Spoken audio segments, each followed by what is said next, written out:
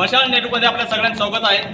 आज आलो आपण बराटघर या ठिकाणी आदिवासी येतात आणि पूजा अर्चना करतात। हे मोठे जागृत देवस्थान आहे, सगळेच येतात। आपण इथे एक प्रमुख आहे, आपण तिकडून जाऊन घेऊ। काय बोलशील, तुझं नाव काय? संदेश विष्णू सांबर। आपलं गाव कोणतं? दांडेकरपाडा, गांगणगाव। आपण इथे येतात हे पूजा अर्चनेसाठी किती वर्षापासून येतात? खूप वर्षापासून येतात। याचं महत्त्व काय? जे देवी देवता आहेत त्यांना प्रसन्न करण्यासाठी हे काय? आपण बघू शकतात त्यांचं म्हणणं आहे, त्यांना व्यवस्थित बोलता येत नाही, परंतु आपण थोडीशी माहिती काढण्याची त्यांचे पूर्वज आहेत, त्यांनी माहिती आपल्याला दिलेलं आहे।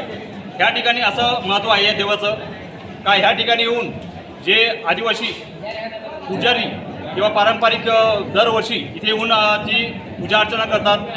जे बियाणं पिरतात, पाऊस पडल्यानंतर जो बियाणं पिरतात त्यावेळेस पाऊस पडत नव्हता, पण त्यासाठी हा इथे आले आणि तिथे पूजा अर्चना केली आणि त्याच्यानंतर लगेच पाऊस पडला। हा त्याचं महत्त्व आहे।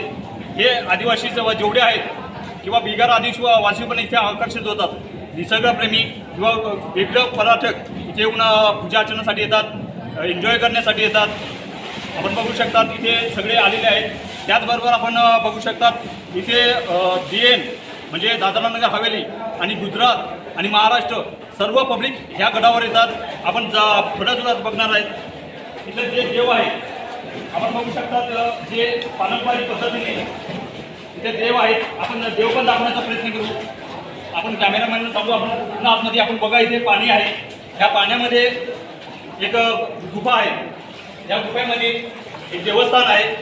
हे देवस्थान आपण बघू शकतात इथे जे त्यांच्या अंगावर आता आलेलं आहे, एक आदिवासी आहेत ते त्यांच्या अंगात आलेलं आहे। हे देव खूपच जागृत आहे।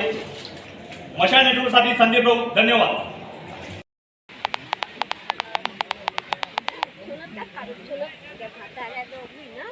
दोघे तिघे का चार एक जणी म्हातारे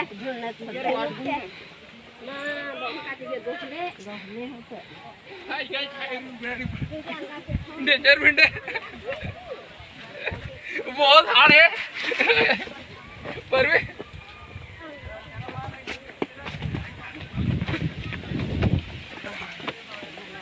साथ की रहे।